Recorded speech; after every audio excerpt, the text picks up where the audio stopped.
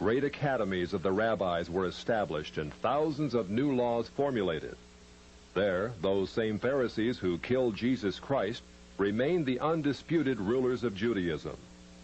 In Babylon, the Pharisees codified their oral traditions into the Babylonian Talmud, the written form of that oral tradition which Jesus so bitterly rebuked.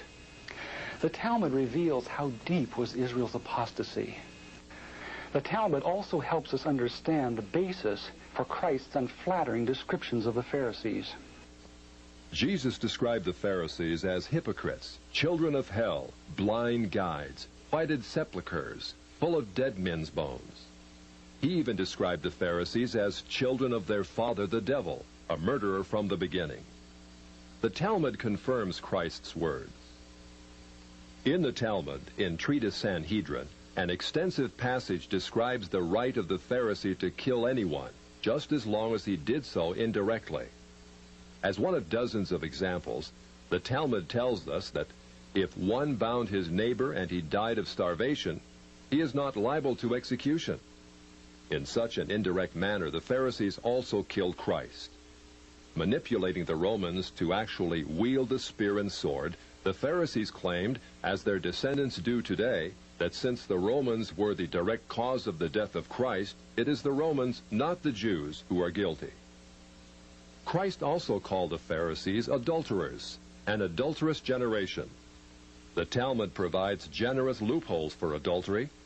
It says the penalty for adultery does not include sex with a minor, the wife of a minor, or the wife of a heathen. The Talmud also encourages seduction of unwed adolescent girls called designated bondmaids. But it's important how such rapes are performed.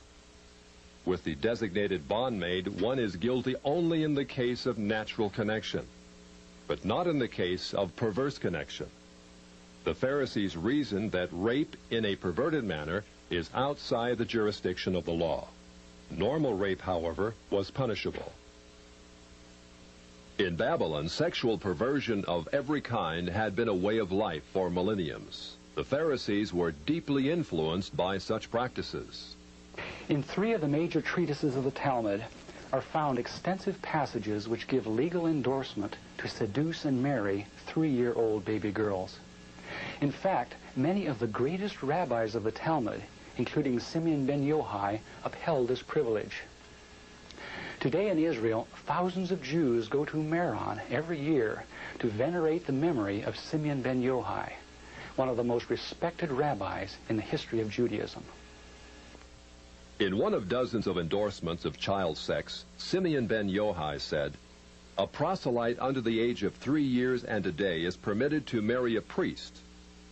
Agreeing with ben Yochai, the great Rabbah said, "When a grown-up man has intercourse with a little girl, it is nothing, for when the girl is less than this, 3 years and a day, it is as if one put the finger into the eye."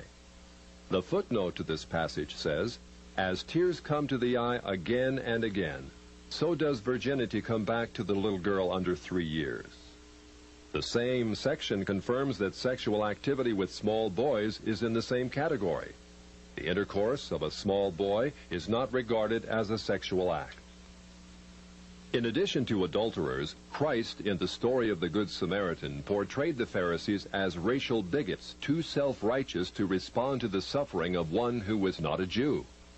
It is true, because of the wickedness of the Canaanites, which included sodomy and infant sacrifice, Israel had been commanded by God to be harsh in her treatment of the inhabitants of the land. God made it clear that the Canaanites were not simply to be avoided, but destroyed. By the time of the New Testament, this method of preserving God's kingdom by separation and the sword had become obsolete. God no longer made a racial difference between men. But the Pharisees were unfazed by God's new agenda. The Talmud was finally written down nearly 5 centuries after Christ, yet its critical, even homicidal attitudes toward Gentiles might have been lifted out of the book of Joshua. However, the quickest way to grasp the Talmudic view of Gentiles is not directly from the Talmud, but from the Jewish encyclopedias. If we quote an isolated opinion from the Talmud, A rabbi may quickly object, saying, "But that is not the overall opinion of the Talmud. That is not the definitive view." What the Jewish Encyclopedia provides us is a definitive overview of perhaps hundreds of rabbinic statements on any subject, giving us accurate summaries of what the Talmud generally teaches. In its article on Gentiles, the Jewish Encyclopedia begins to define what makes a Jew so different from a Gentile. According to the rabbis, only Israelites are men. Gentiles they class not as men, but as barbarians. Since Gentiles are not men in the fullest sense, so the Gentile is not a neighbor of a Jew. Further, since Gentile laws were too crude to admit of reciprocity, meaning too crude to be taken seriously, the Gentile was forever beneath the Jew. Gentiles were outlawed by God from the beginning, and thus had no property rights.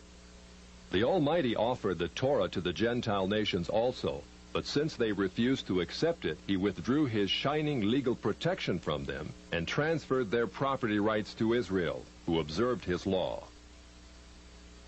Since the Talmud outlawed the child, or issue of a Gentile, as that of a beast, a Gentile had as little legal rights in a Jewish court as did an animal.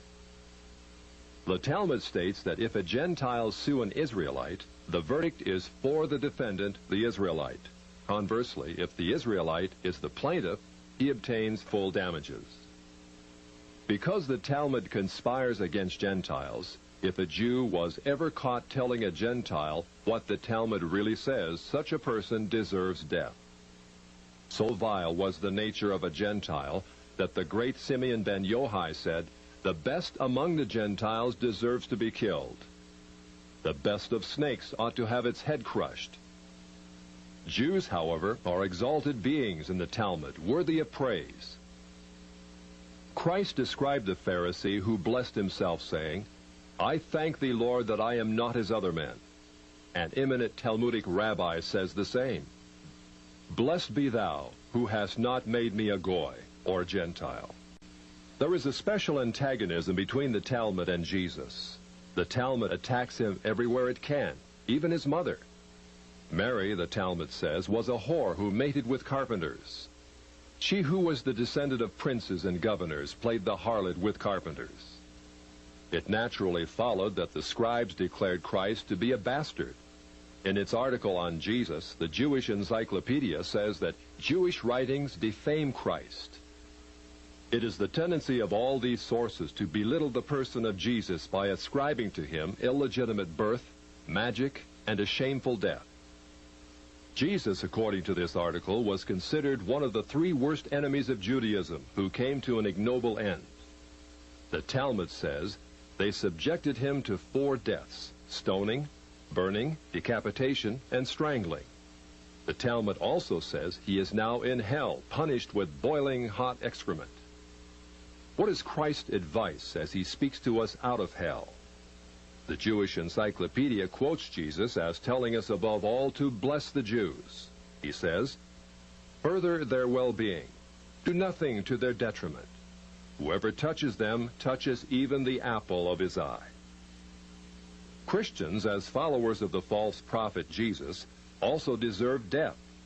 The Jewish Encyclopedia again recaps the Talmud's position. A Gentile observing the Sabbath deserves death.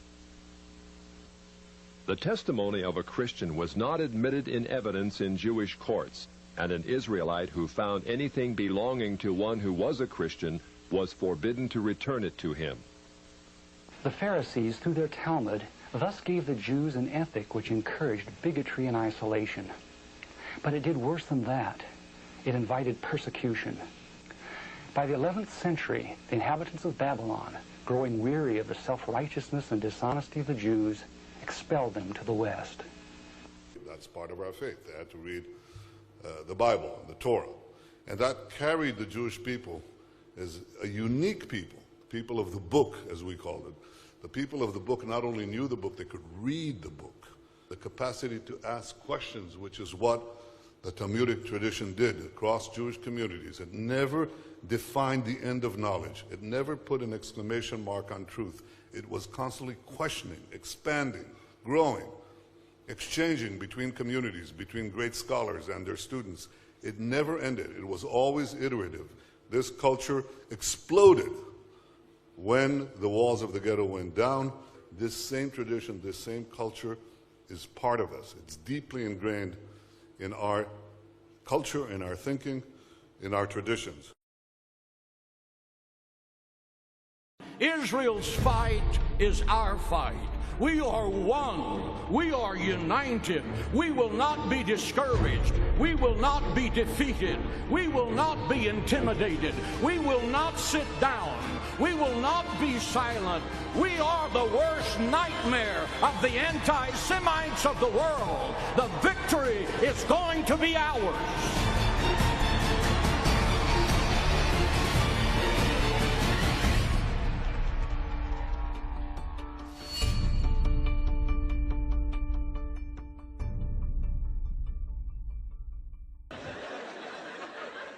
I don't care. Good. I hope the Jews did.